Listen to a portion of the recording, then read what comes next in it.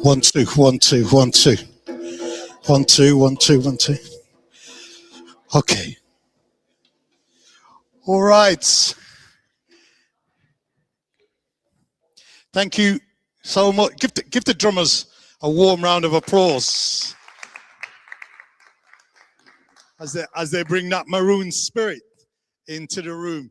And can I say how delighted I am so many have turned out on this Friday evening before Christmas. I know everybody's got a ton of things to do and a long list of things, but I'm deeply grateful that you came here today. Today is the second meeting of these. We had one in Brixton, hugely successful. You may have seen it online. It's on the same media channel that we're broadcasting live today. And can I just say to all of those who are watching online, hello from Tottenham Hale, London, a place that has changed beyond recognition, I have to say, since I was last here. But it looks spectacular. We've got a meeting tonight that is focused on Hurricane Melissa. And I think that first things to say is, in addition to the Brixton meeting, we have another meeting that's on the 17th of January in Cardiff.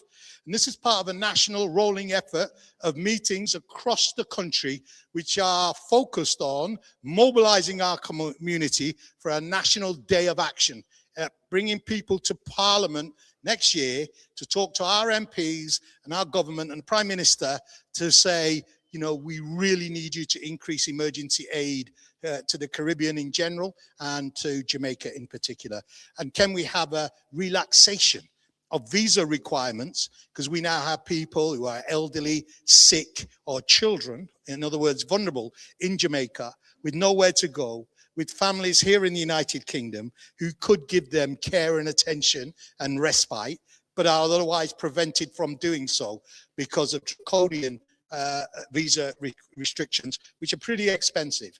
If you saw the recent child, the 8-year-old child who was with her grandmother in Jamaica, whose parents applied, who are in the UK, to bring her to the UK, they paid something like £4,400 for a visa application in the context of a hurricane, and they were denied, even on humanitarian grounds in relation to that child. So there's a lot that we've got to do as people who care about Jamaica, so want to support the climate justice for the Caribbean, to bring home to our MPs and our Prime Minister just how important these things are. Because, you know what, the hurricane just wasn't a storm, it's a warning siren, because we know that the intensity and the frequency, well, while the frequency may be going down, the intensity is going up. And in the Caribbean, for every 1 degree that the Caribbean Sea heats up, we see a doubling in the intensification of hurricanes.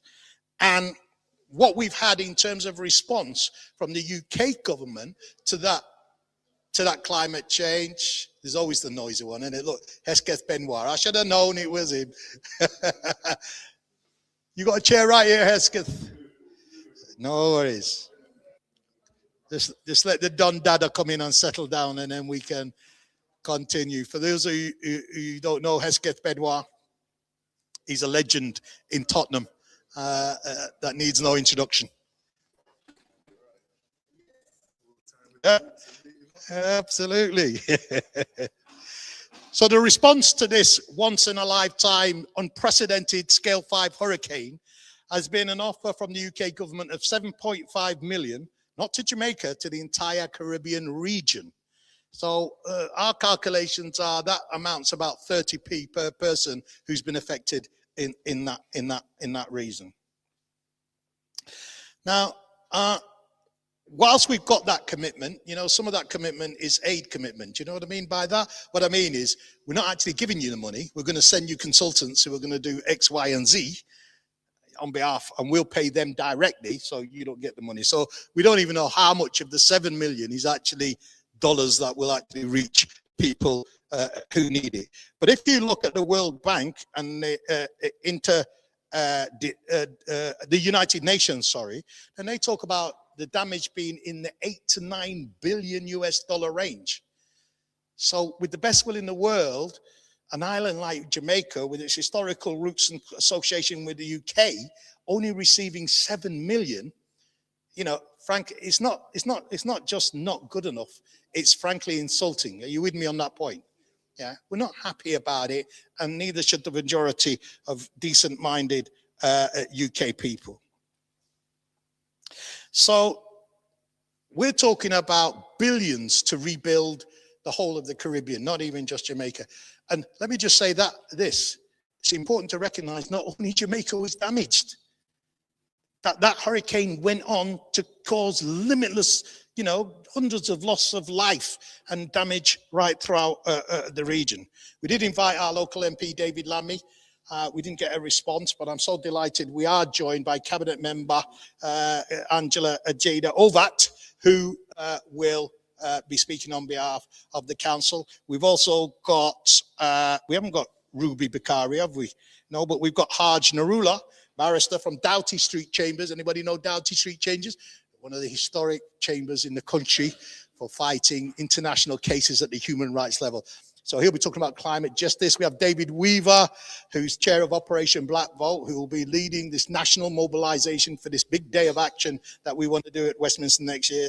And we've got Hector Benoit, local legend. I mean, I'd have to give you a whole panorama documentary in 3 series in order to cover the achievements of this guy. But we've known each other for decades, and I'm delighted he's going to join us.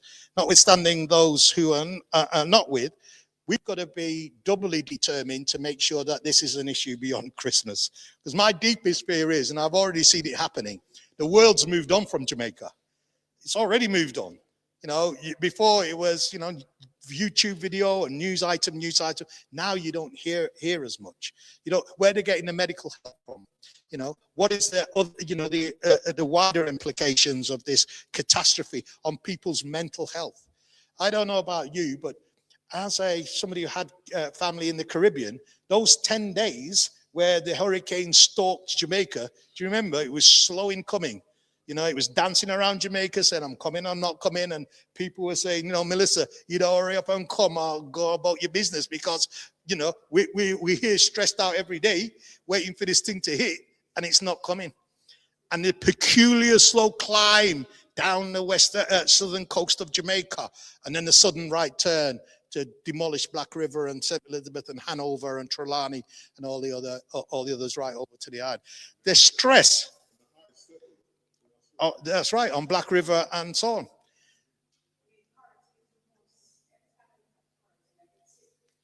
And this is what I don't think the Prime Minister or our government understands, that we carry that stress when our people, just like the Bangladeshis carry it when they're flooding in Bangladesh, or there is climate drought in parts of Africa where the resident community here, has to do it. And what people don't realize is that we send money home to fix your hurricane mess.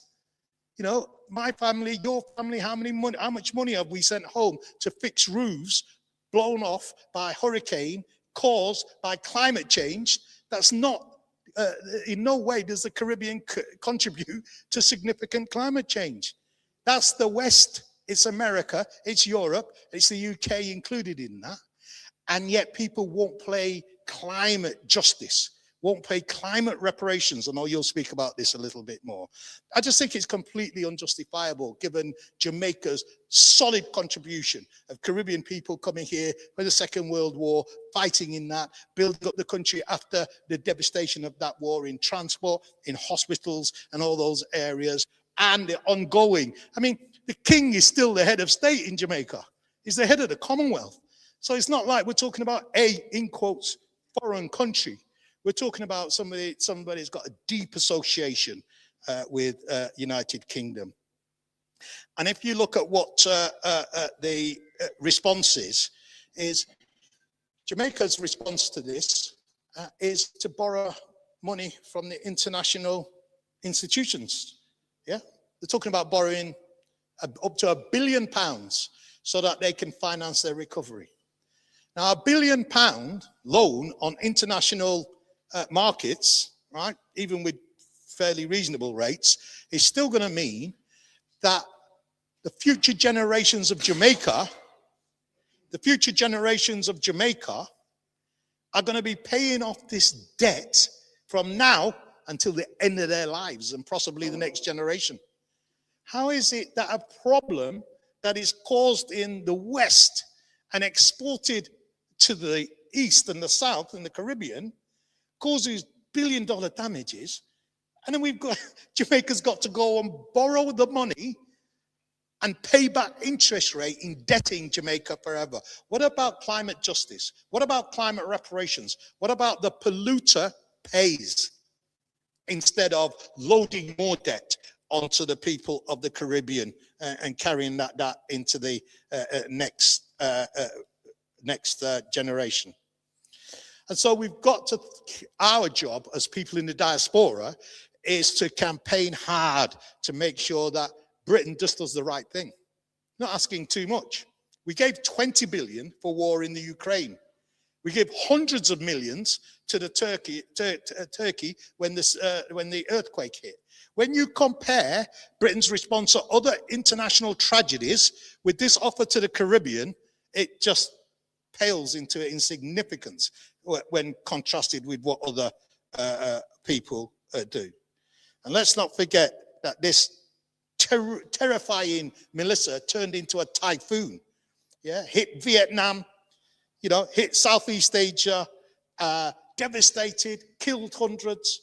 So it's not even just, it's everybody in that equatorial belt, that belt right around the center of the earth where the sun shines the strongest. Those are the areas that are going to be subject to relentless hurricanes.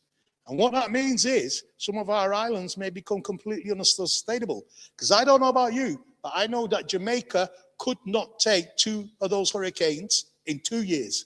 And we've just had one category 4 in Beryl 18 months ago. Now we've had a category 5. If we have another category 5 next season, and it is a different part of the island, God help us. Because this will become more than just a Caribbean crisis. It'll be an international crisis. And that's why we need the West to take responsibility for the pollution and the heating up of the Caribbean Sea that is leading to the problems that we are now facing. Some of the most vulnerable people and poorest people in the world are expected to pick up the tab for the polluters. Do you know what I mean? We send remittances home to keep our families' necks above water when climate crisis happens. Nobody thinks about the fact that we're some of the most lowest and poorest paid people in the UK economy.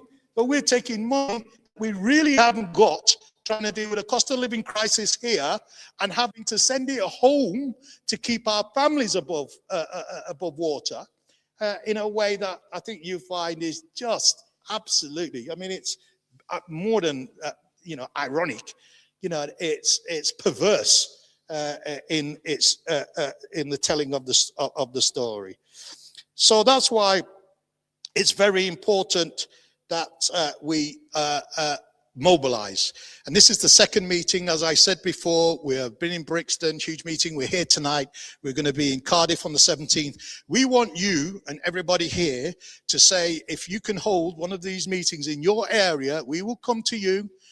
And if you can give us the venue, then we will turn up in your area and begin to mobilize. Because when we turn up at Parliament, and the day that we haven't set the date yet, but it'll probably be in March, give us enough time to mobilize before the local elections and before PERDA.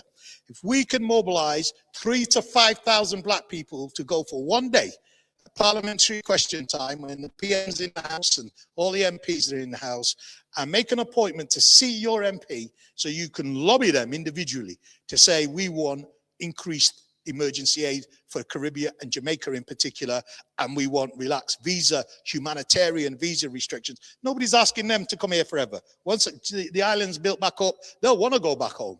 That's for sure. Most people do, right? Most people want to go back home at the earliest opportunity.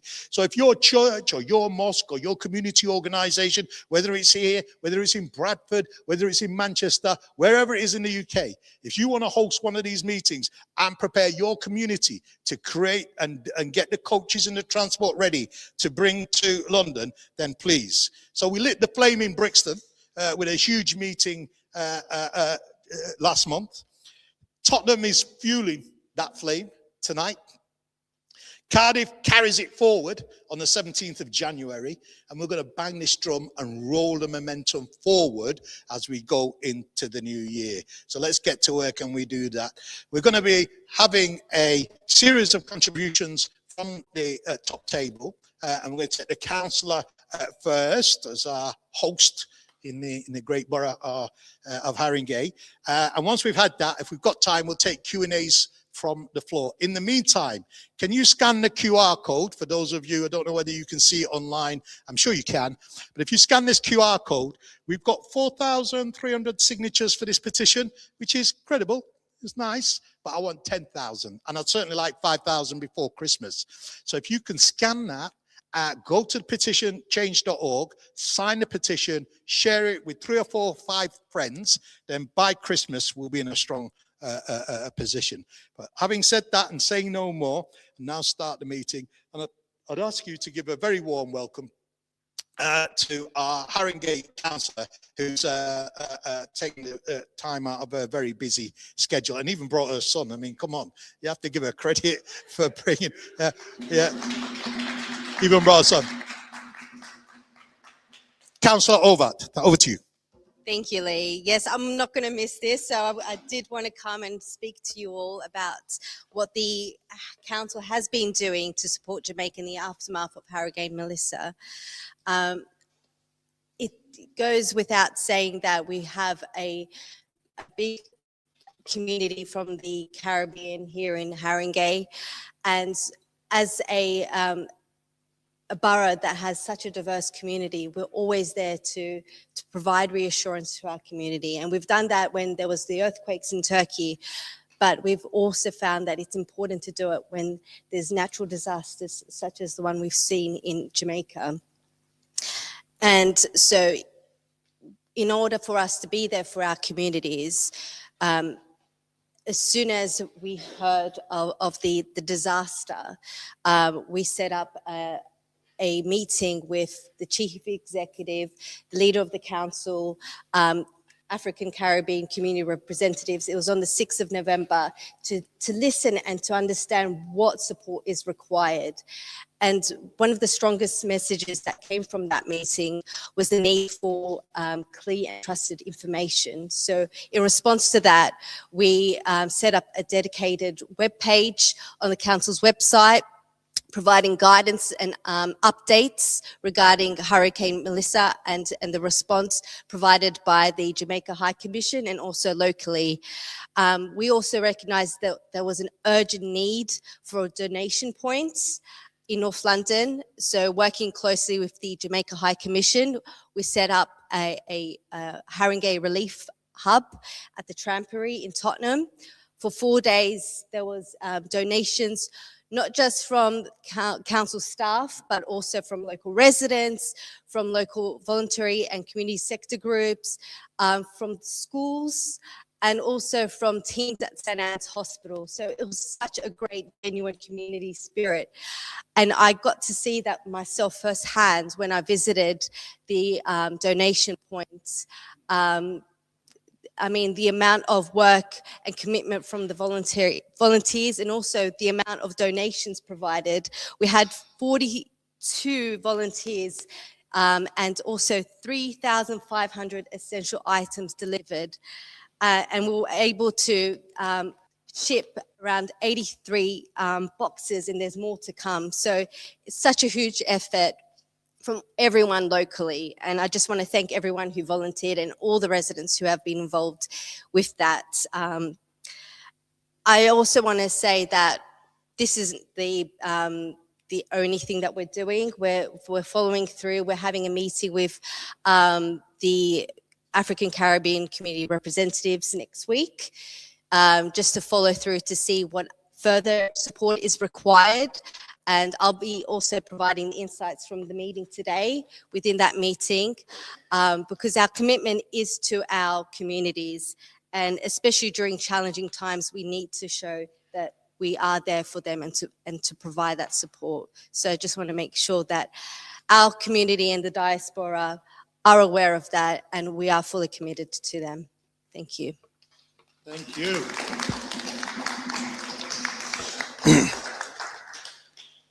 I think one of the things that the councillor said, which I'd just like to amplify, is the magnificent response of the country at large. Notwithstanding the response of the government, which we're disappointed at, we are impressed and we should be impressed on what has been a magnificent effort, not even just on behalf of the Jamaican diaspora, right across the country. People have responded with love, with care, with compassion, to provide what they can when they can, and we shouldn't underplay that.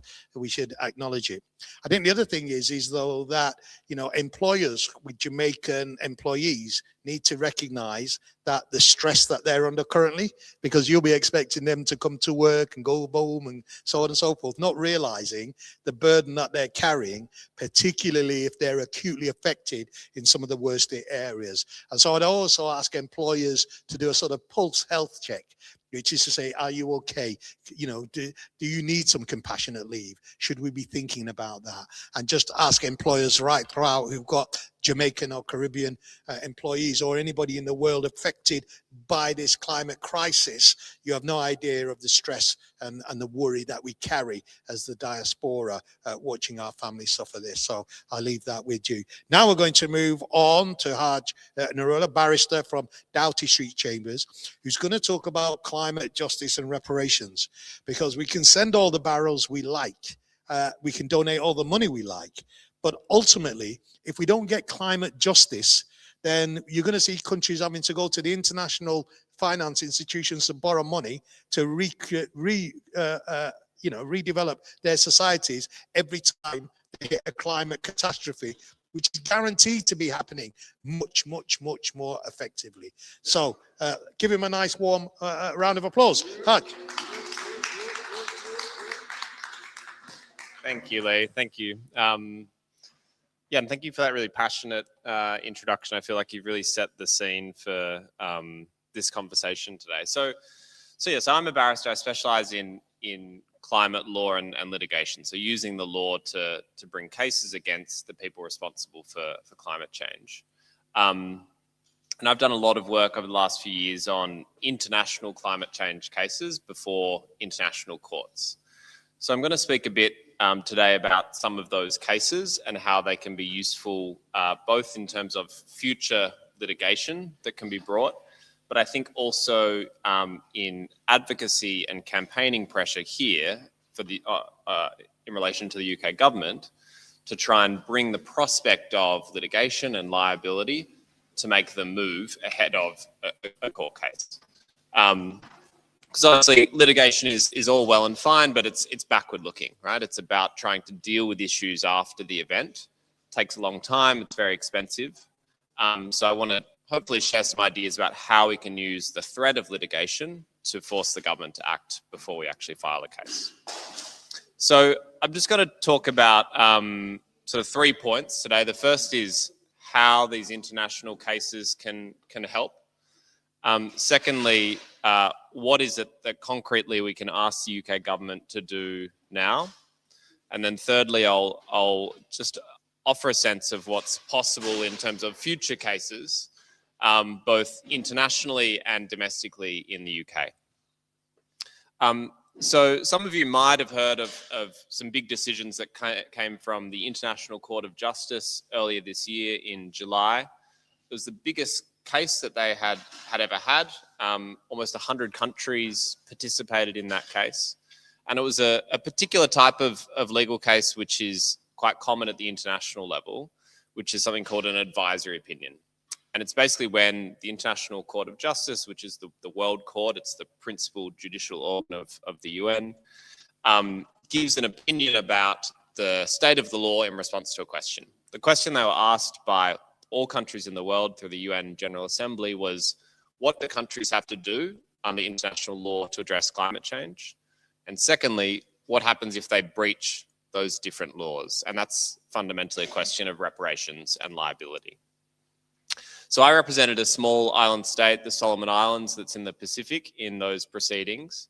And we made submissions focused on reparations, focusing on climate displacement, focusing on what happens when hurricanes like Hurricane Melissa hit. And we were all very excited to see the court's decision, which was much more progressive than any of us were anticipating. The court unanimously said that essentially all countries in the world have obligations under not only the Paris Agreement, but human rights law, the law of the sea, international environmental law, essentially all of the different international laws that are relevant to climate change. They said that countries need to reduce their emissions to in line with 1.5 degrees, and they need to provide climate finance to the developing world, so countries like Jamaica, to both deal with mitigation themselves, reduce their emissions, but also adapt to climate change. So basically the court established very extensive obligations, which the UK and other countries in Western Europe need to comply with, otherwise they are liable under international law for reparations. So what does that mean in practice, and how can we use that to pressure the UK government? The first thing I'll say is that we're now in a scenario where after this decision, and there were some other decisions from other international courts which are along similar lines, we're in a moment in international law where other countries, smaller countries affected by climate change, can now bring a case against the UK and all of the countries that are responsible in Western Europe, most likely. And those cases can seek reparations, both in the form of compensation, so the 10 billion or so of damage that was caused by this hurricane, but also different types of remedies as well. So rebuilding infrastructure, restoring ecosystems, all of the different costs associated with climate change, that can also be part of these types of cases. It can also include things like debt relief, which Lee's talking about in terms of the loans that countries are assuming, or the existing loans they've already taken out to try and address climate change. These can also be part of these sorts of cases. So this is something that the UK government, I know, is very concerned about, because they are one of the countries that's close to the top of the list in terms of who you would sue first.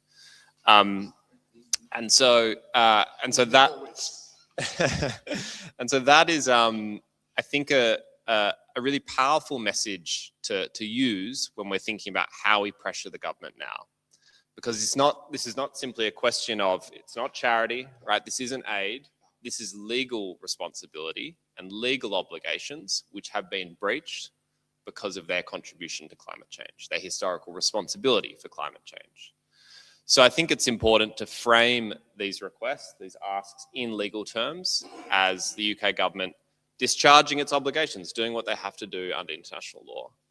And the implicit threat, or the reality, is that if they don't take these steps, then they're going to be sued by a country, whether it's Jamaica or some other country. So I think it's a really vital message to drive home, and to put it in very basic terms, it's about, you're talking about 7.5 million that the UK government's having voluntarily contributing. They could be forced by courts to contribute billions if they don't act. So in terms of the language that we can use here, it's human rights law, it's international environmental law, it's climate law, talking about the fact that the UK needs to comply with its obligations. So I just want to finish on what does this mean? What do these cases mean for future litigation? I've mentioned some of the international cases that are possible. But I also want to mention cases that can also be brought not by states, but by communities that are affected by climate change. And some of you might have seen, but this week a case was filed in the UK against Shell, the fossil fuel company, by victims of a typhoon in the Philippines, Typhoon Odette. And it had quite a similar profile, actually, to Melissa. About 100 people perished. Hundreds of thousands of people were displaced. And those communities have now come together and filed a case seeking compensation against Shell for their responsibility for climate change.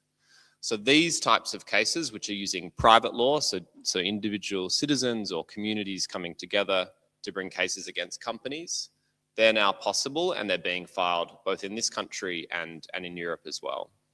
So it's not simply a question of the government's responsibility, but it's also the companies, the fossil fuel companies, that are as responsible for climate change. So I think this needs to be part of the conversation when we're talking about climate justice, empowering communities that have been affected by climate change, to know that the law can help them in some small way in trying to move towards justice. Obviously, the law is not a silver bullet. And I think it's really important to try and mobilize the threat of litigation, as I said before, in these advocacy spaces. And I think you're all doing amazing work with this effort. But yeah, it's something which is going to take time and a lot of collective effort. Maybe I'll just finish on one point, because I know there are some familiar faces in the room from the conference we had a few weeks ago on reparations for slavery. And I'll just add a word on the relationship between climate reparations and reparations for slavery. I'll say that they're not in competition with each other, and climate reparations is not a substitute for reparations for slavery. The UK is responsible for both. They're responsible for all of the emissions they put into the atmosphere from the Industrial Revolution onwards. And they're also responsible for the harm, the profound harm that was caused by slavery and the slave trade, both in Jamaica and elsewhere in the Caribbean. So I just want to say that these are kind of parallel processes that can work together and need to reinforce one another, because reparations for slavery is something that needs to think about climate justice, right? This is a contemporary issue, and they need to work together. And if we think about what, again, the remedies mean, things like debt relief, that's appropriate also in the context of reparations for slavery. So yeah, happy to talk more about that later on, but I'll leave my remarks there, and thank you so much.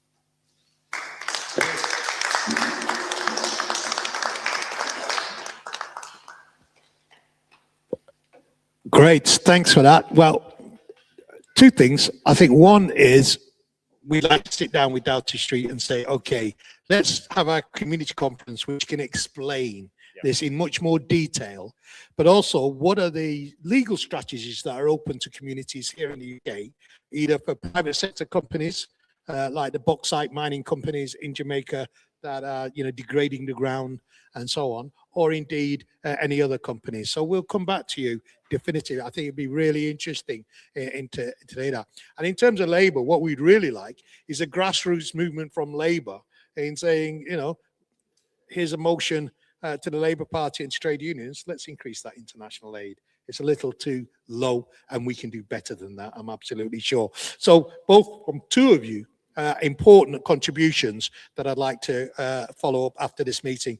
Now, in terms of Ruby, Bukhari, who's with us, she came to the Brixton meeting and she immediately told us about the great work that she's doing and her company's doing in getting medical equipment to Jamaica. People might know that quite recently, China sent a whole medical ship to Jamaica, moored off the Montego Bay, which is providing first-class, five-star medical operating facilities to the island at this time of tragedy. So we're grateful for that, but we could always do with more. And the 4 major hospitals in Jamaica that need real building now, it's going to be a real challenge to get up and running.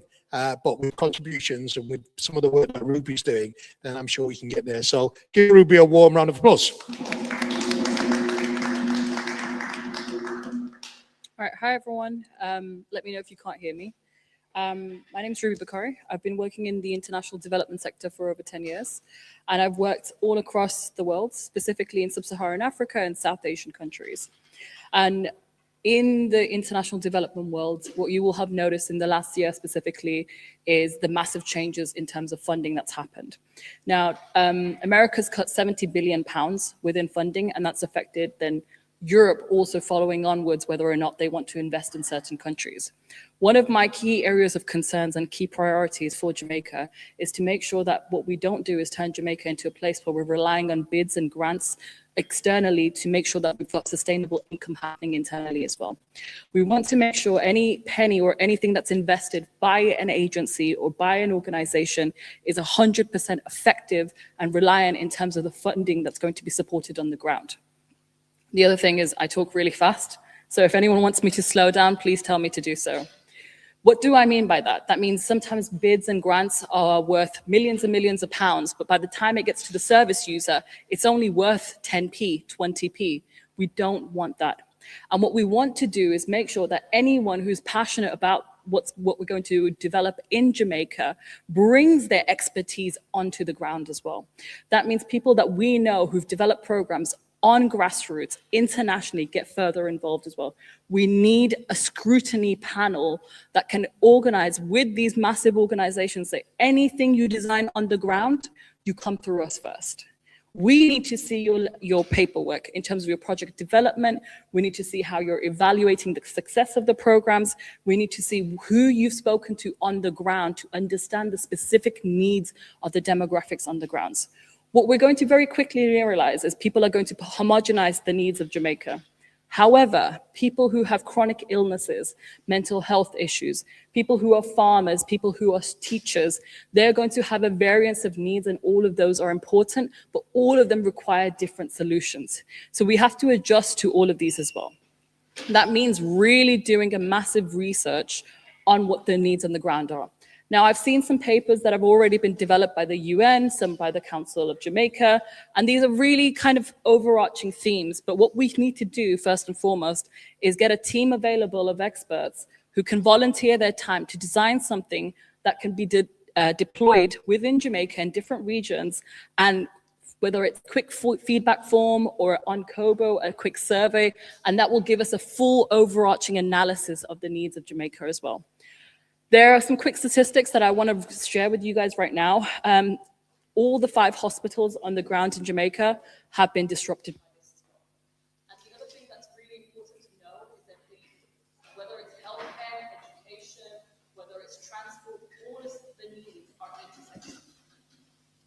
You want to swap over? Are intersectional.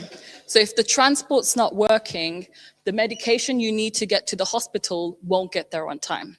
If education suffers, the capacity building that needs to happen with the transport to drive the buses or to make sure that we've got training for the nurses to deal with the new kind of diseases that are being born will need to be implemented as well. The economic suffering has affected the GDP by a minimum of 32%.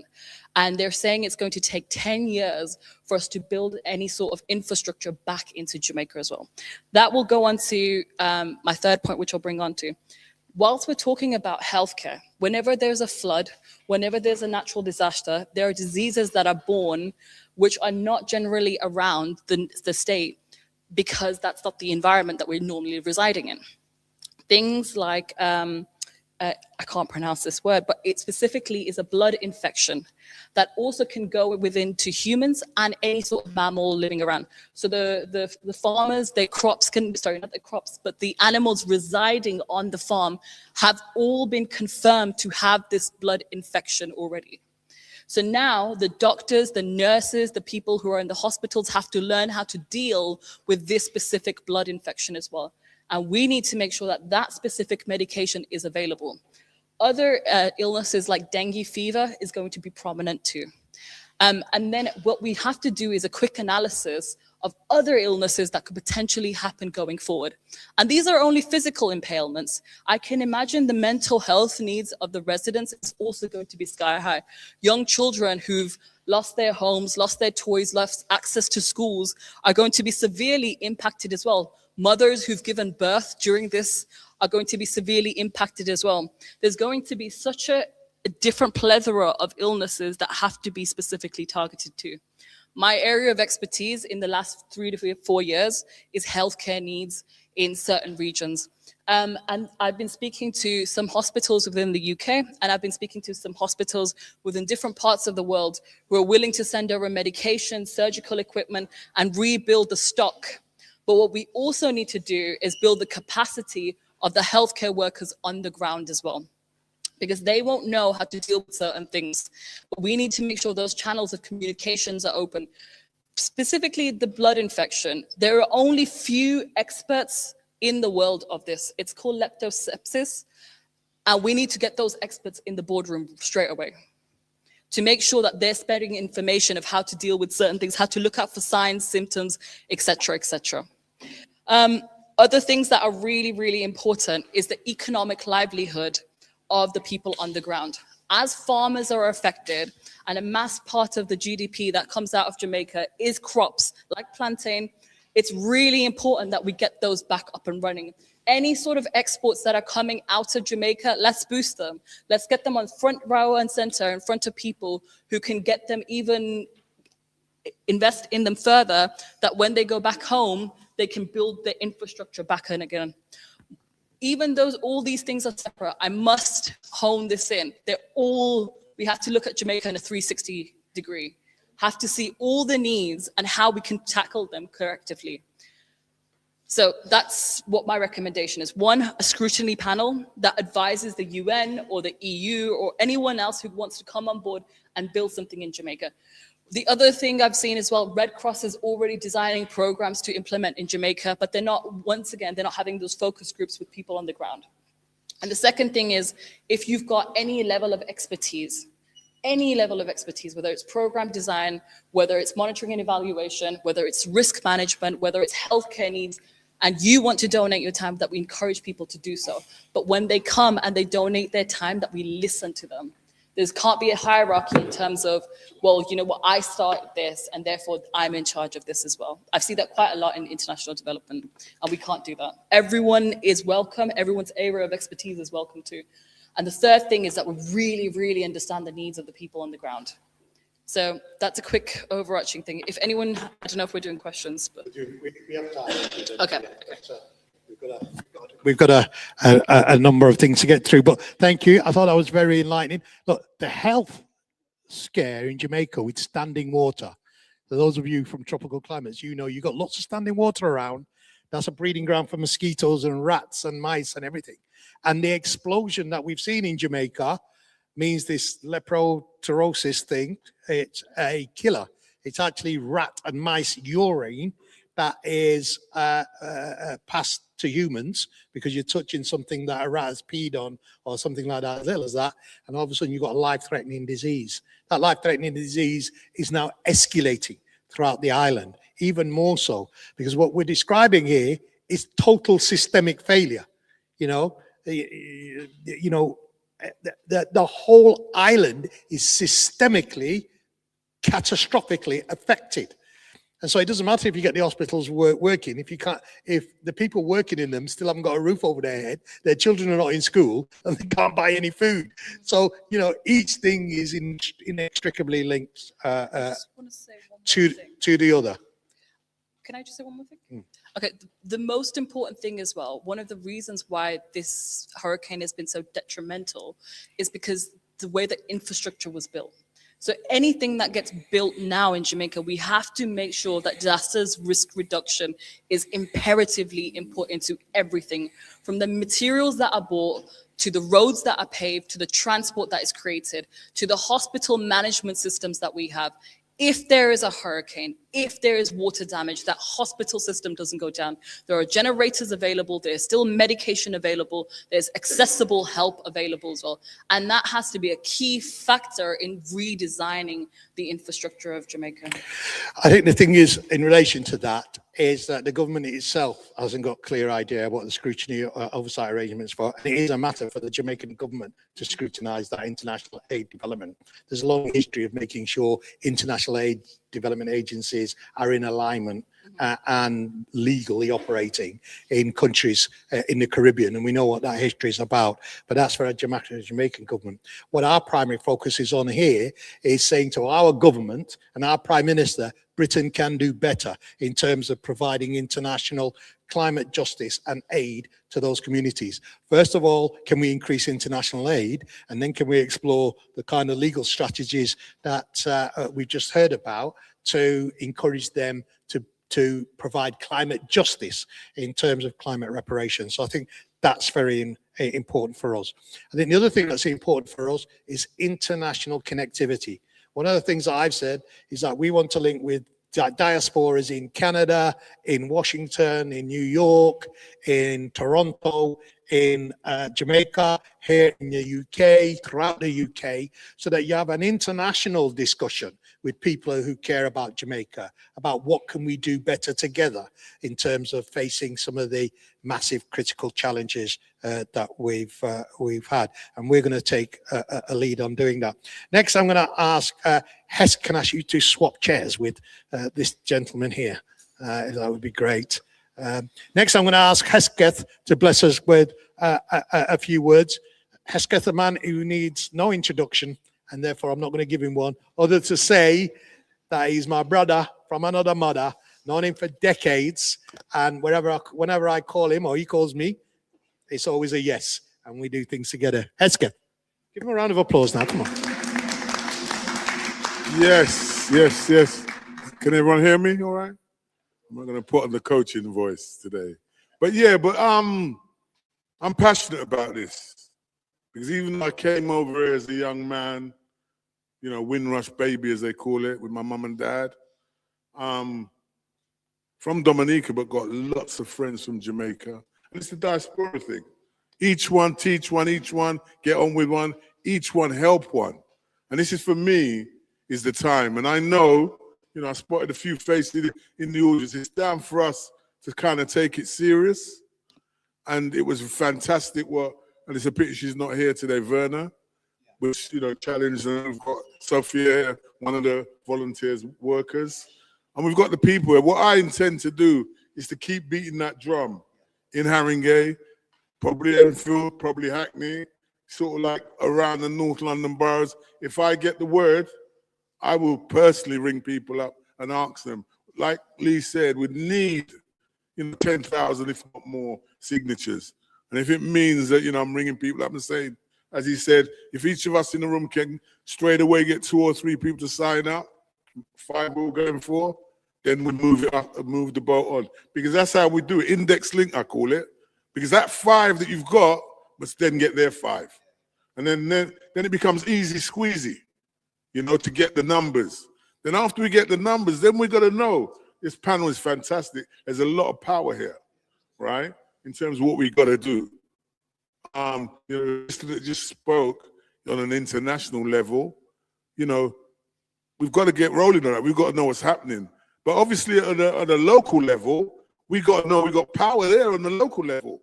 That, you know, we got the numbers. I can, you know, after we finish this, I can say we've got, you know, most of the diaspora and the other communities supporting it. You know, Action Station, if we need to call them out, you know, to get on Parliament, we know we've got a percentage there. And that's because we're going to keep it in the brain, keep it in the souls of people. And that goes with the young people as well, because they're connected. You know, you can't tell me one young person that don't know, and I'm pushing it out a bit, that reggae music from Jamaica, that association there now with young people doing all kind of music, that association, that island that created it has gone down. So, you know, we're going to spread that out. And I'm talking about a 12-year-old. Maybe, you know, if that can be, you know, they can sign up and say they're supportive. We go right across the board, collecting where we can. And then that makes it easier. Because I know I've had to mobilize situations for us to mobilize. Because we've got emails, we've got the likes of, you know, some of the platforms that young people want to work on. Then we get it going. We get some leaders in the young world to put it across what we're doing. Because that platform business, I know it as a senior, mature coach, I give it to my young people. If I want to fill up the hall with people coming and watch some basketball, put it on the platforms, you know? And if we go for that big number, you know, 60, 70,000, and if we get, you know, 20% of that, we're doing good, right? And then platforms do hit that.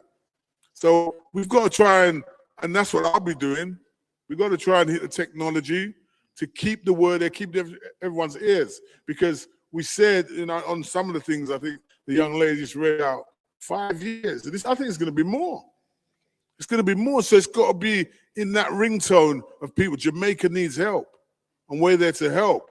And when we form the likes of the, you know, supporters behind this, that, you know we can pick the phone up. We know we can ring them up and say, come on and give us the help now because we need it. You know, as I say, you know, that was, you know, that lady and the legal man here. It's nice to see this what we're talking about. It's not only for Jamaica, so we need the legal heads behind it, whether or not the world take it on, because it's an international thing.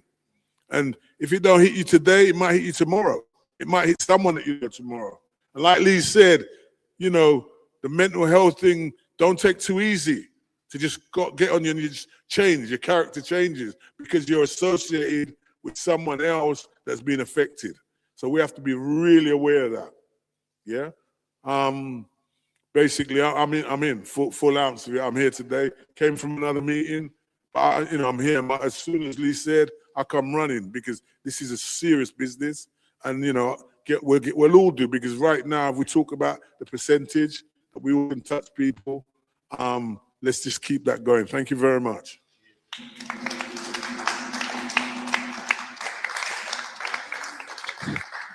Thank you for that resounding support, Esketh. And we're going to have to come back to Tottenham, I think, next year.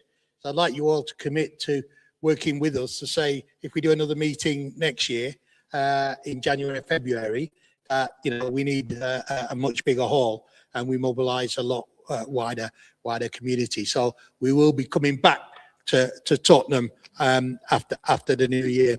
Next, can I ask David Weaver, the chair of Operation Black Vote, who is with us this evening. And then I've got Anthony Brown from Windrush Defenders to speak. Then we're going to open it up for some Q&As. Not going to delay you too long, but with the two final speakers are very important. So David, over to you. I'll stand because I can't see everybody. Yep, okay. So I'll stand because I can't see everybody, and not because you want to see me, but I want to see you. I want to just, I suppose, start by just acknowledging the work that Lee, I've known Lee for many, many years, and he's got this tenacious piece around him. I call him a tenacious implementer. He has to get things done. Actually, it's quite irritating sometimes, but, on those areas of work that needs to get done, and it's not just Lee, there's been a team around him that's really worked on this. I think it's important to acknowledge the work that people bring to bear when it is needed, and by God, it's needed. We had the meeting in Bristol, in Brixton, sorry. Actually, there have been meetings in Bristol, in Nottingham, up and down the country, where even though we've had these particular meetings, specific meetings, it's been the catalyst for other meetings that's taking place. And people are just disgusted. I'm not going to repeat everything everybody said, but there's a level of self-respect that we have to have as a community. This is just disgusting. 2 million, 7.5 million, just for the region. I'm from Antigua, I'm not from Jamaica. But, we're all part of that same piece. But for something happening, that could have moved to Antigua. It could have moved to other parts of the Caribbean. So I think it's important that what we're saying to people is that actually this is a diaspora thing. It's a Jamaica thing, that's what's happening in Jamaica, but it's something that we have to be all involved in. And people have said that, Jamaica's history, I mean, it's just, I find it very hard to speak coherently on this, because when you look at it, part of the Commonwealth, for 2 centuries now, the contribution of Jamaica to this country, something called imperial preference. So taking natural resources, cotton, sugar from the Caribbean, taking it and then selling it back. This is just an extension of that. That's what they do. The impact is proportionately of what's happening in the West, which causes what's happened in Jamaica and the Caribbean is a disgrace. It's Anthony will speak. As far as I'm concerned, from Windrush Defenders, this is an extension of what's happening with the Windrush generation, the kind of treatment that we're receiving. So I think it's something that we've got to move from in relation to the anger and the noise towards strategic action. Because this government and successive governments have been used to us being angry. They're used to the protest. And we've got to do that on this particular one. We've also got to move to strategic action. And that's why I like some of the points that have been made already. Because when you look at the comparators, what's happened with Ukraine, billions spent in Ukraine, different money spent on, significant amounts of monies and funds spent on other parts of the world, we really need to look at what is happening. I actually just made a call to Jamaica this afternoon with someone who works with governments. They gave some statistics here. They said that 36% of houses in the western part of Jamaica are either damaged or destroyed. As of the 11th of December, nearly 500,000 people are living in precarious living conditions. More than 1,100 people remain in 88 shelters in Jamaica. Over 120,000 households need urgent repairs after the destruction. I can go on and on and on. I mean, you've got the situation that was mentioned in relation to the health and what's happening there. You speak to government and government ministers, there's no acknowledgement of that whatsoever. Some regions in the 6 most affected parishes, St. Elizabeth, where I think you're from, Lee, Westmoreland, St. James, Hanover, Manchester, Trelawney, aren't expected to have power until middle of next year. You've got Caribbean nations contribute minimally 0.5% to global emissions, but suffer disproportionately. So the points that you've been making about climate justice are really important. We need to applaud the people that have been getting those packages and sending them back to Jamaica, and we also need to be really intelligent about how we're protesting. So I spoke to a government minister by way of another conversation I was having and raised this. It wasn't even a concern.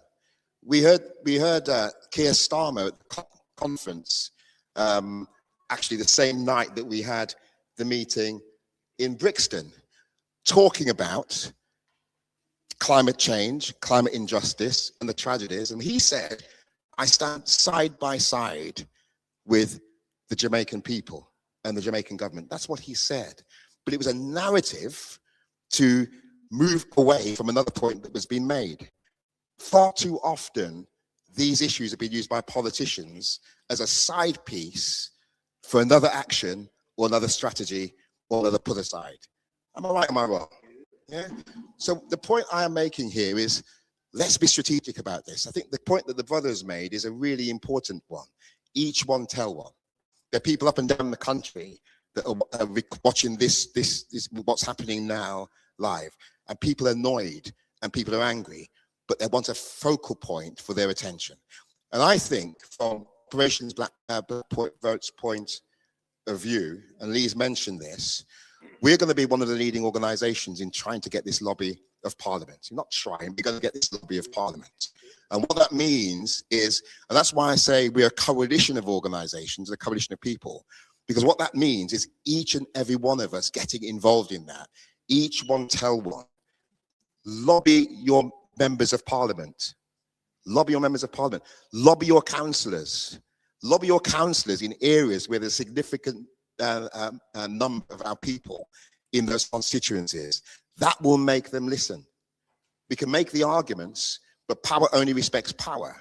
And the power we have is in that ability to vote in and to vote out.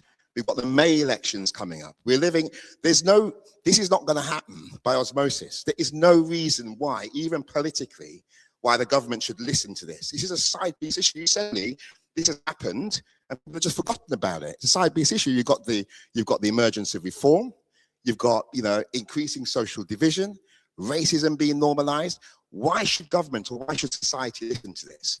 Unless we're really strategic in how we lobby the system, make the points, and ensure that those political parties listen. So for Operation Black Vote, and we'll be having more conversations with people like you in the room, we're going to be wanting to have the conversation with yourself about what might that mean in terms of the law? What might focus their attention in terms of, actually, if we don't do this, like you said, the countries at the top of the list, we will sue. There's precedent for this happening. And we've got to be really, really engaged in that. Not just in the protest, but just learning these elements of what matters and what you say and what you write, what we write and what we say when we go into local councillors like our friend here who will support it, who will have those conversations in the council administrations and the groups as part of their strategy. So that's something that we really need to do. So we will be looking at March as a starting point for that conversation in the lead up to that election. That's a strategic piece. We want to work with, and ask you to be working with, churches, other voluntary organizations, other networks that are in the communities. Actually, there's allies as well. Allies, people who aren't, I'm not going to make a judgment and say you aren't Jamaican, because I've got some good white Jamaican friends, but there are allies out there that we can be working with. People within the Asian communities, you talk about the Bangladeshi community as well. So getting that coalition of people together. So lobbying your councillors, lobbying your MPs. The specific demands we feel we need to be making are around the humanitarian visa relaxation. That's been spoken about already. That little young girl, the amount of money that's been spent on that is an absolute disgrace. And I'll be speaking to the Windrush Commissioner, Clive Foster, about this particular piece to see what he can do on that as well, because it's absolutely outrageous that has happened. But it signals what will happen if we don't do what we need to do in taking this forward. There's a hell of a lot more that I could say on this, but I think a lot of it has been said.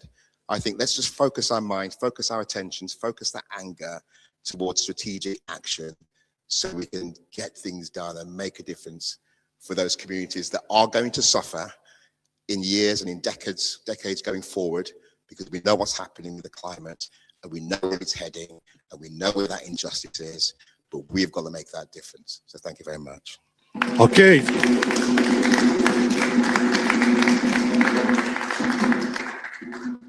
Thank you, David. We're going to look forward to that coalition of organizations organizing this lobby. We are coming up to local elections in May next year. So to have this as a strong point on your agenda for local council elections, what's your position on supporting more aid to Jamaica should be a key question we all want to ask anybody who knocks on our door. Now I've got Anthony Brown, who's from Windrush Defenders. He's an advisor to government on all things Windrush compensation. He's a relentless activist and solicitor. No. Nearly over-promoted him there, but he does many things. That's not one of them. But he has been a consistent voice in trying to hold the last government before this and this government to account on the issue of the scandal of Windrush.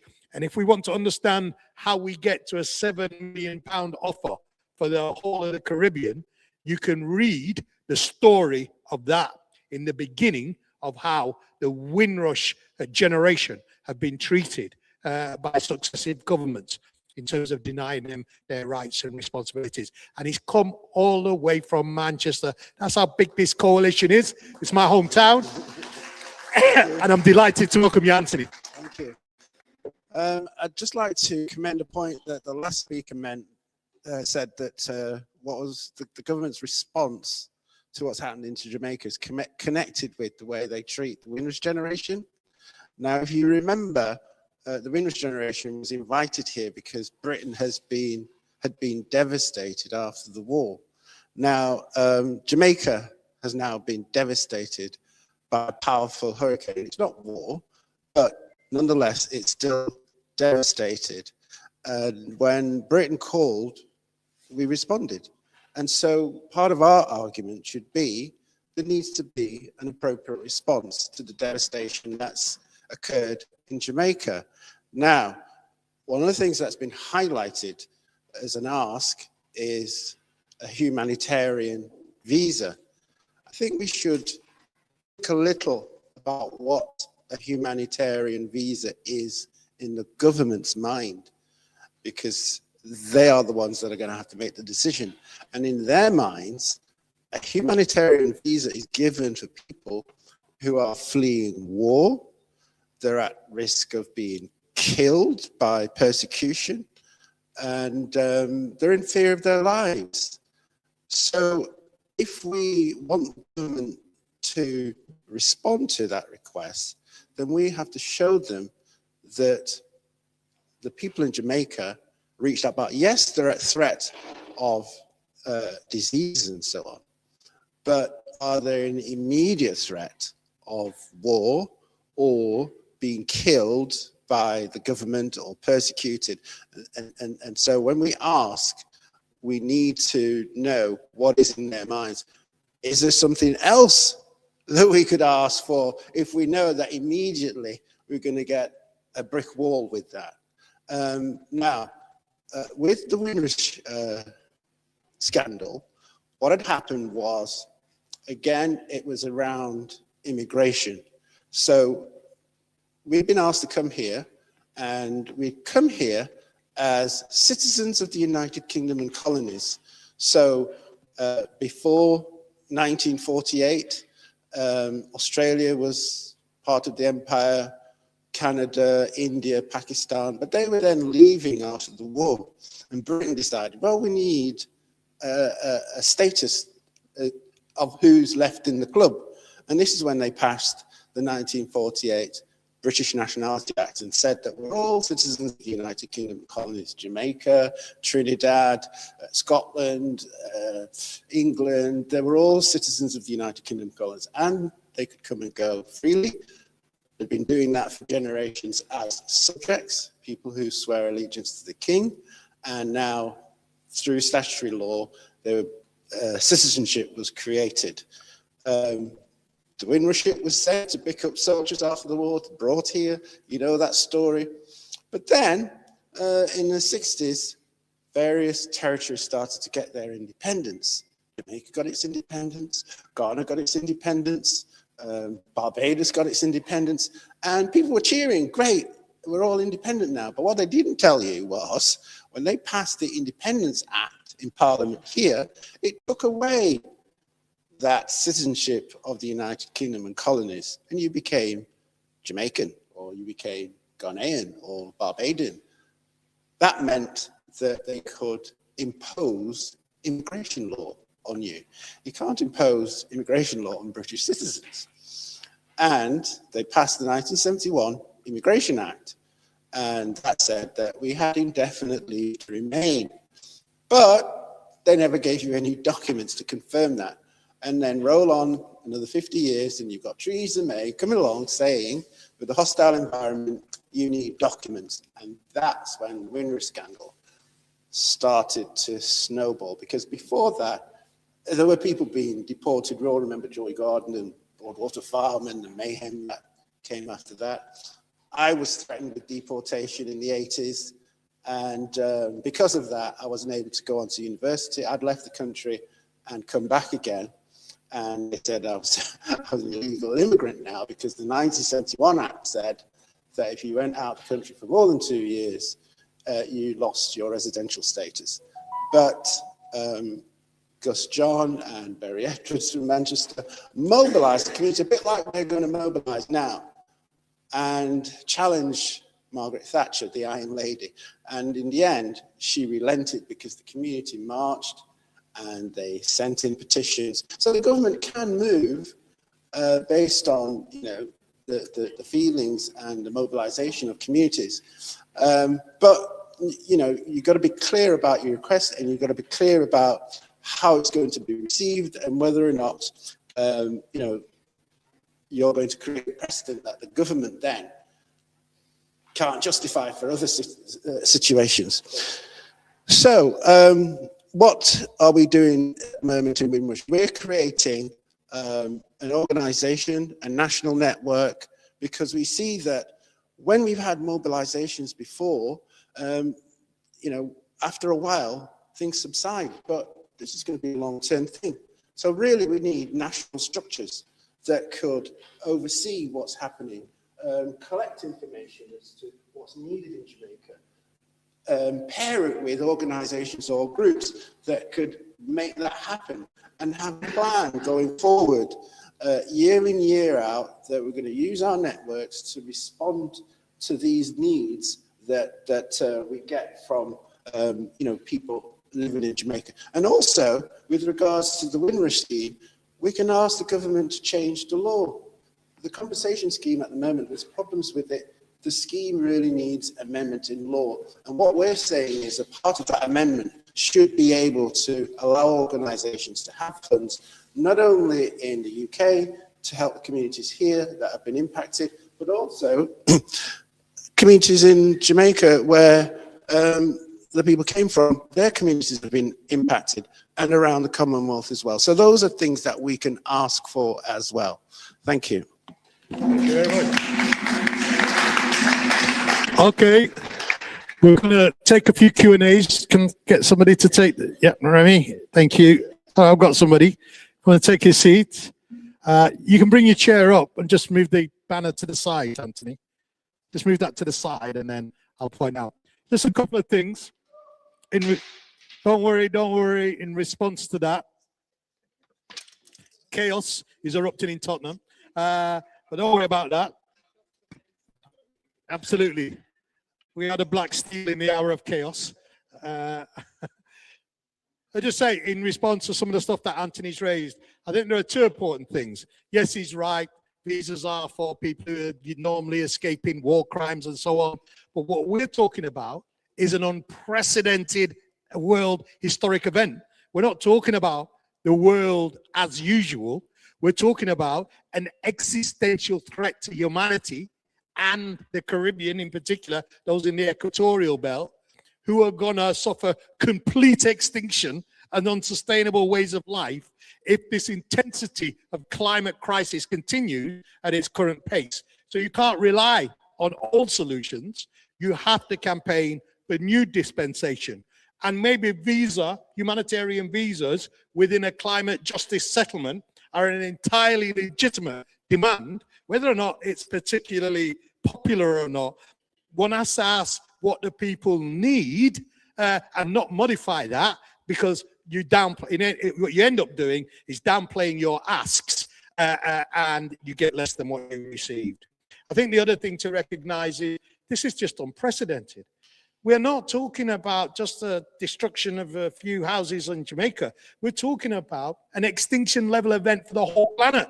You know, that should be our primary and subjective and overriding analysis. We're not talking about the normal politics of a 20th century. We're talking about the humanitarian existence ending of our entire planet and the people as a consequence of what we see.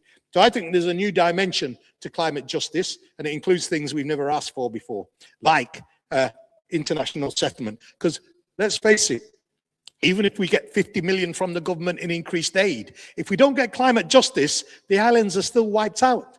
Because 50 million will do it for you for now, but if you get another hurricane in the next 2 or 3 years, right, you're finished. Which island was it? They had an earthquake, a 7.6 earthquake. Then it was followed by a typhoon, which was followed by Hurricane Melissa, all directly within a 7-month period. If that was to happen to Barbados or Jamaica or Antigua or Dominica, the game's over in terms of those islands. And so all I would say is that we have to have the courage, to have the imagination and the bravery to ask for what we need. This is not, let's trim it around to some lesser ask in order so that we don't trouble people's sensibilities, right? I'm a disruptor. We're going to disrupt things. Parliament is going to be disrupted by a huge presence of people demanding climate justice, and we're going to use the law and community mobilization as that authentic voice and try to do that. So I think that's important to say, but we're delighted that the Windrush organization and Anthony himself is here, because the work that they're doing is incredible. And this story starts at Windrush, if you ask me, and it ends in this sorry tale of government not really doing it. So I'm going to take questions in groups of 3. Write down your answers. If you want to answer, you need no compulsion unless it's directed to you. Hands up for those who want to ask a question. We'll start. Is there any more? Let me get the 3 in line so I can take the next 3. Anybody else? Come on now. If this is the only question, then after we answer it, we're finished. So is there anybody else who wants to ask a question? 2 questions. I need 1 more. 3 at the back. Thank you very much. Go ahead. Could you say who you are and then ask the question? Hi, June Lewis, Global African Congress and the Decade for People of African Descent, which is the United Nations initiative. Well done, Lee, for tonight. You keep talking about the need and the need, the need. Who will decide the need? Do you know what I mean? Because there's lists all over the place. The lady talked about the health, there's education, and there's things like that. Doherty Chambers, definitely going to speak to you about the climate issues. Definitely, definitely. Operation Black Vote, do need to speak to you because you mentioned some of the voting, and this is going to affect what happens as well. I said to somebody, and Lee, I hate to tell you, the skinheads are back, but they're just wearing suits. So, you know what I mean? It's, yeah, Operation Black Vote needs to come in play because that invisible racism can't happen again. Yeah. So they're my comments and questions, please. Thank you. Thank you very much. Hold on. No, you can't. Not just yet, because I've got hold on. Oh, you're coming back up on the panel. That's fine. Grab a chair, though, because we've run out. Next question. We take them in groups of threes. Go ahead, sir. Yeah, thank you. My name is Ashburn Holder. I'm a parliamentary candidate, and I'm also an activist in Redbridge. I've sat for parliament, I've sat for local councils, I sit in external scrutiny panel, etc., etc., etc. My main concern is that we talk about mobilizing parliament. What we need to do is actually, when you say mobilize, we need to explain to our community by sending letters. We should have a standard letter to send to every single MP in the country. And by doing so, we need to flood these MPs with those letters. We need to be in chambers, in sort of council cabinet chambers when there's full cabinet, where we should have a group of black people sitting in cabinet demanding that the council actually provide the changes, and we have the right to do so as we are sort of member of the public. The public have the right to ask questions in full cabinet. So we need to have a group of us going in cabinet and bombarding them with questions. We need to be actually talking to our local councillors. Mind you, our local councillor hasn't got a lot of effect, but we need to actually target the mayor. The mayor actually has got that influence to actually have changes. So that's the things we need to do. And also, don't forget, the opposition said, forget our history and move on. But yet they can't tell that to the Jewish community. I would like to ask her, will you say to the Jewish community, forget the horoscope and move on? So how dare you say to us to forget our history and move on? We need to stop that. And as all the panels are saying, we need to, the only way we're going to get change is to actually target Parliament. And by doing so, is to actually target our MPs to get changes done. I've raised no question, but it's part of what that's fine. Thank you. And the young woman at the back there with the glasses.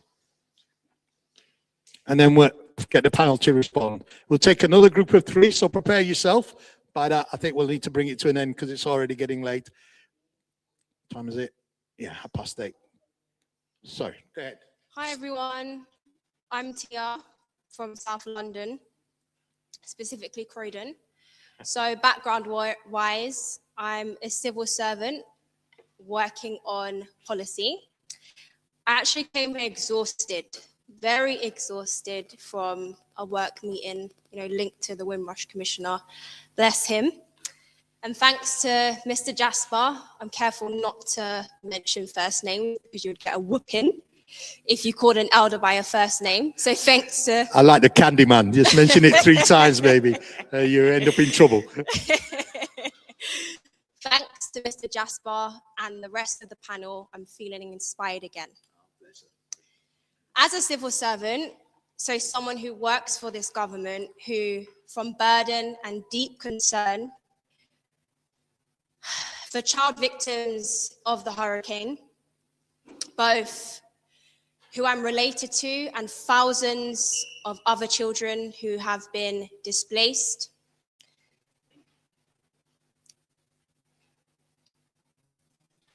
In response, launched a fundraiser providing care kits through faith leaders in Jamaica to children across the island. And 2, has been beating the drum to ministers, secretaries, and other political leaders in my workplace, being careful not to mention specific details. What practical advice, please, would you give for post-Christmas, inspiring a politically managed institution to proactively seek out recovery initiatives like this and others, to get involved in helping our people, their Commonwealth family, in our time of need? I know that was long-winded, but I hope that makes sense. Thank you. Thank you very much. Okay, 3 questions. Who's going to go first? Don't be shy because we haven't got a lot of time. Anthony. You're a civil servant. As Lee mentioned, that I'm one of the Home Office stakeholder advisory people. One of the things that we said to them about the Windrush scheme or the compensation scheme, just paying individuals money is not really going to repair the harm that's been done to a community as a whole. You have to look at the community as a whole and see where the issues are, and we put a proposal to them as to how they could begin to develop ideas. And we utilized the fact that each civil servant is given 5 days paid leave each year to work on any good cause in the community. So what I'm suggesting, you could go back to your managers and say, those 5 days, I want to canvass the staff team, and I want to see whether or not we can plan what we're going to do within work time, because they've given you that time to organize, to get information from your networks, your contacts, and you mentioned whatever government department that you work with, and then they're more likely to respond to you.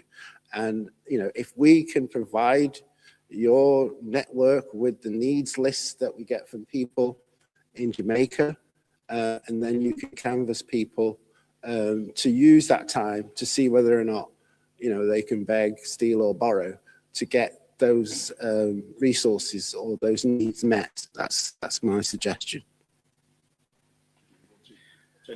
Yeah, just on the, we agree with that. Just on the point about targeting Parliament, totally agree. And trying to get a uniform approach for doing that, totally agree. And there is precedence for doing this. So I refer back to 1993, Lee, where we had the anti-black family bill, we called it. It was a campaign. Yeah, that's right. Absolutely. And a whole host of stuff with an immigration bill, which was just by intent and certainly in effect racist. And what we did was, what we're planning to do now was to build on people's just disillusionment with what's going on, because it's this, and there are other issues as well, which we can rally around to get people to Parliament. But we had like template letters. So one of the things that we've said is that lobby your councillors, lobby your members of Parliament, template letters for that. If you don't get a response, template letters for that. Actions, working with local councillors, getting motions that go into full council, and templates around that, advice on support, getting people from other parts of the country to go to other parts of the country to provide that support as well. So there's a whole host of things that can be done on that. I think what it is, and people like yourselves that are campaigning, sometimes you get extra support because you're doing this, and that's not your intention, but that will be something that comes from that as well. So there's lots of examples of where this has been done in the past, but we'll need to move quickly. I need to get other organizations involved with this as well. And I think that whilst this is a catalyst issue, tapping into people's disillusionment with what's going on in general for our communities will also help that. Yeah, I just want to say, I agree. Mobilization is really key for change, and you can only do that if you go to your MP, you go to your councillors, and that's why I'm here, so that we can hear your feedback and bring that to my colleagues. And I think, it's important that if the community do want to bring issues, bring them to full council as a deputation, in order for there to be change, not just locally, but then it builds momentum for national change as well. But I just want to highlight that what we do, especially in Haringey, is that we have community networks, and one of them is the African Caribbean Community Network, and that's where we have direct links where we can discuss with the community representatives any concerns that they have, and that's how we respond accordingly to those needs, and that's how we've been really quick in terms of our response to the aftermath of the hurricane. So I think those types of formats and forums are really important as well locally. And I'll be real with you, this council's response contrasts massively with Lambeth's response, because Lambeth's response has been appalling, really bad. So, I think one of the things that we can do is start to pick up where we've got examples of good practice, where councillors are doing the right thing, to say that you should be following that example, or even inviting this council to come and speak at a meeting in Lambeth. Not already touched about that, talking about what they're doing in their borough, so we can hopefully inspire our councillors to do similar. But in order to do that, I think we have to have that coordination. And I just want to say something about the scale of this thing. This is why it needs climate justice as a solution. There is no amount of barrels that we can send to solve this problem, or money that we can donate as a UK diaspora to solve this problem that is going to solve the problem. The scale of the problem is so unprecedented that it needs international response at the level of billions of pounds, not millions. And so I just want to keep our eyes on the prize, because sometimes we're busy dealing with the symptoms because it's easier to deal with than confronting the harsh realities of going upstream and dealing with the cause. Do you want to say anything in response to what you... Yeah, I mean, maybe just, yeah, appreciate all of the questions and contributions. Maybe 2 points I wanted to pick up on. One was in relation to the visas and the humanitarian visas. One of the interesting things to come out of the case I was speaking about is it recognized for the first time that when people are displaced across borders, so not just internally, but they leave the country, the court recognized that under human rights law, the country where the person ends up has an obligation not to send that person back if there's a threat to their life, to their safety, if they don't have a home to go to, if they don't have access to food, and so on. So that's a really important change in the law, because suddenly everyone who's forced to leave their home due to climate change, not due to war, not due to persecution, you don't need humans driving that. It can just simply be the fact of being displaced. They then are entitled to protection from that government. So Jamaicans who are coming to the UK now under international law are entitled to that protection. So I haven't looked at this particular case of the humanitarian visa and how it's constructed, but they need to be complying with those international obligations. Could you send us, if you can find it? Yeah, another paragraph, yeah. So again, I think kind of my message here, one of the problems with law is it's so technical, so inaccessible. I don't understand half of it myself. So it's about trying to bring it into these spaces so that we can actually use the power, right? Because it's about knowing our rights, knowing how we can keep governments accountable. And yeah, I think in terms of this conversation, very concretely on the visas, you need to say it's your international obligation. You need to comply with it. Yes, interest in the legal side, and our barrister said that he doesn't know everything, right? Which is but what I do know, we have people here in the community that can hit that effect where they can start this mobilization. But what's very important, I think I met you before, right? And we had that discussion. And this young lady over here, the steps that it takes when you actually go to someone that knows what's happening and realizes, but they need to know the steps. They need to know the bullet points, what they're going to do. And it's likes, and hopefully we'll keep in touch, what you're doing in your workplace. And Musa here, which ran the program, Community Activism, right? We need to implant that very quickly. But as I say, I might go to a school gate, for instance. I'm retired, and I might go to one of the local schools in Tottenham that I know that have, demography of, a lot of Afro-Caribbean. And at the gate doing my stuff, because the school head teachers won't let you in to have a talk. That's like hard work. But we've got to break that down as well, because that's crazy. I found that with even the sport I was doing, and I was doing a good thing, mental health for the kids, physical health. And I say to the head teacher, let me talk to the assembly. No, we don't do that. Back in the day, you could do it. So much as if we're doing this, right, we've got to stand outside gates. I'm serious. We've got to stand outside gates, giving the paperwork, saying, hold on, 10 points to get to your MP, get to your councillor, boom, boom, boom, boom. And they understand, because otherwise they've got, it's crazy with technology. They've got busy lives. They ain't got have time for you. Then you do a couple and you got a little rota go in, someone else goes in and does it, and then you cover the school. For me, initially, cover the schools in Haringey, and you get it. I like someone mentioned the faith.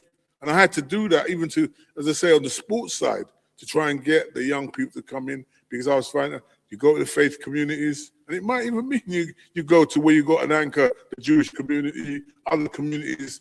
The church, not got as great as pull as it has, but they're still got a big cohort that want to know what's going on. So, as I say, we're working that framework, linking up, getting progression, Might be bit by bit, but we have to move on this one quick. I think it's really important when we're thinking of investment as well, is how we think the investment's going to be invested in the community. We can go and lobby to the UK government, to the EU, to the UN, saying we need 500 million pounds, 100 million pounds. And I've worked on these projects personally. And I've seen that, like I said previously, by the time it gets to the people, it's 5p. We don't want that. And as much as we're pushing the petition, one of the other areas that we can push as well is if we're getting all this investment coming from different states and different institutions, is how we want to see that invested. We work with the Jamaican High Commission to really understand the needs on the ground. And to answer your question a bit more detailed, I'm working with hospitals on the ground currently right now. And the way that we found out local needs was through the doctors, through the nurses, working with people directly in the communities as well. We need to be able to create a template or a mechanism or an algorithm, or even work with like a coalition with the charities who already do this around the world.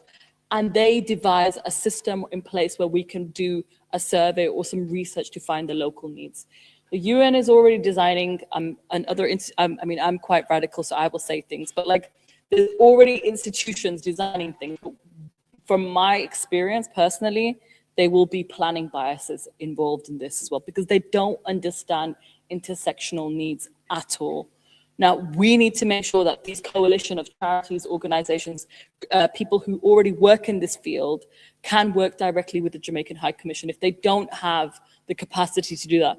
And they donate their time to create this algorithm, to create this software, to understand the local needs. And then when we're getting the funding coming in, well, this is X, Y, and Z. This is a priority. This is the local people that you can invest with that can also generate further income, so then you don't have to fund us in the future. The other thing, I've worked on projects with Rohingya refugees in Bangladesh. The amount of investment that's come to the Rohingya refugees, you can actually build a new Bangladesh. That's a fact. We don't want Jamaica to turn into that. We don't want it to turn into a charity haven. What we want is real, long-term, sustainable investment that can generate its own income as well. So that's what I would personally say. All right, you can't hear you if you haven't got the mic. So don't forget you're online, so you need the mic. Is the mic at the back? Just while we're doing that. Yeah, it was just asked, to follow up on what you were saying. Ruby. What I was talking about was, yes, we can send it, but how do you guarantee it actually reaches there? Because I'm hearing some feedback that certain things have been sent over and everything, and I don't want you to do all this work, and you do all this work, and then it's in that cycle of not getting to the end user.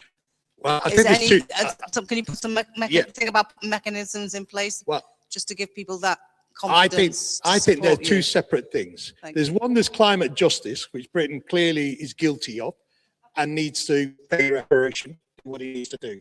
That's up to us to pressure the government to do.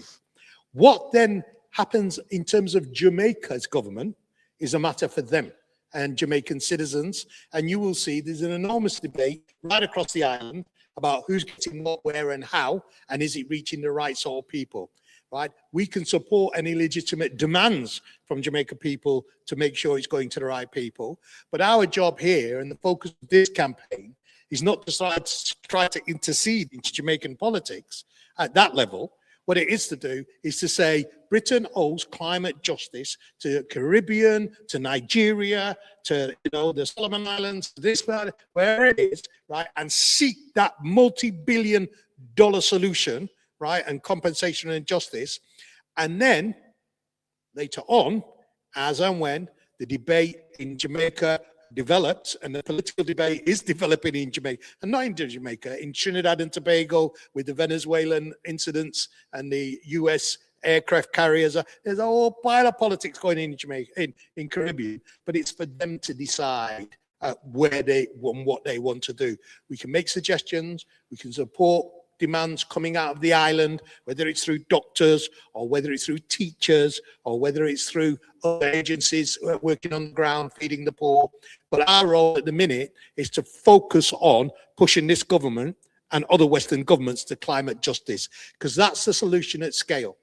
You know, when you're talking about daily delivery of 460, you'd need 460,000 trucks to daily deliver food packages to everybody on that island currently now. That's the Prime Minister's estimate, 460,000. We need climate justice in order that we can meet the scale of the challenge. Anthony, you wanted to say something? I wanted to try to break down what we need to do into 3 areas. I understand the issue about climate justice, but that's what we ask this government to do. But there's also the activity that's going on in the community. I mean, every man and his dog at the moment is filling a barrel to send to Jamaica. So, you know, the feeling is there, the connection is there, and that's not going to subside. And I'm saying that, you know, we need to harness that in a strategic way as well. Then the third part of it is actually what's going on in Jamaica and the needs there. If we're going to lobby our MPs, MPs are programmed only to look at the issues that their constituents face. So if you tell them you want them to act for someone that's living abroad, a lot of them are just going to glaze over. So I'm suggesting that as we mobilize and organize, we also have a strategy to look at the issues that we've got here and say that, you know, people abroad are facing similar issues in terms of, I mean, we started off with, you know, discrimination in the immigration situation. There's lots of stuff like that going on here. And we're saying that, you know, this is what we're doing at the moment with our campaign that we call Burning Work. We're looking at the issues that are going on here that have resulted from laws that have been deliberately designed to discriminate. They had a report called The Historical Roots of the Windrush Scandal, published last September. And that said that the 1971 Immigration Act and the 68 Act and the 62 Act were deliberately designed based on race. And so you've got a Home Office that's trying to enforce an immoral law. And that is what's creating the mess. So that has created problems for the Caribbean in terms of, you know, how the independence legislation was created and so on. And we can start to make the argument that not only is it good for us here by tackling these issues in a way that we, you know, we call reducing disparities, but we can also apply the same principle abroad. And, you know, our MPs and our representatives will start to hear a different sound. That they'll be hearing, oh, I can support my constituents, and also something that's of concern to them as well. And we could also get them on the back of that then to look at climate justice as an overall resolution for a lot of the issues. But I'm saying that we've got to have areas that we can focus on so that when MPs are listening to you, they're going to hear things that could make them want to act for you. Yeah, just to sort of add to that, I think, and you may add or take away from this, my experience with working with local politicians, if you're presenting to them the potential for them not being in power the next time around, they will listen. I think it's as simple as that. And I think that where we're able to coalesce and say, this is what is happening to us and our families in Jamaica. And by the way, it's not just simply the hurricane. It's almost the aftermath. It's the aftermath. You're not treating us with respect. Why should we vote for you? There are enough marginal seats in this country. And there'll be marginal seats in the run-up to the election, which people are analyzing because of other factors, such as new entrants, independence, you know, and so forth. Where if we're really clear in saying, in this area, in this time, with this population, where we look at the margin of error for you, we will vote you in or we'll vote you out. I think that we've got to get that clarity and that specificity of the message that we, and as Operation Black Votes with other bodies, can support areas to give them specific kinds of information, which is what we do all of the time, which will help the campaigning message that looks in the eyes of those politicians And whether they agree with it or not, they're recognized as a threat to their existence as politicians on election day. Okay. I'm going to close it down because it's 10 to 9. You can't, nobody can hear you because you haven't got a mic. So there's no point speaking. Yeah. All right. Real power. All right. So, look, delighted for you all to have been here, and you've stuck it out so long. So give yourself a round of applause for that. For you like online on screen, scan the QR codes. Can you pass me one of them boards there? Can you take it off? If you can pass one of those boards, then just to make sure that you've got it. Sign the petition right here. Sign the petition, share it with your friends. Let's see if we can get this to 5,000 before Christmas and 10,000 after Christmas. The other thing is to thank the local council. It's not easy to turn up to these meetings, but she did so, and I'm enormously grateful.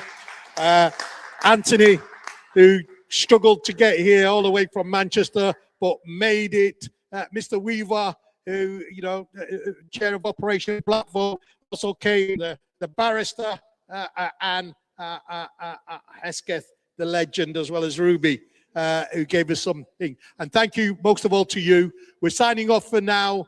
Sign the petition, join the movement. Let's take this battle to a National Day of Action at Parliament. Thank you and good night.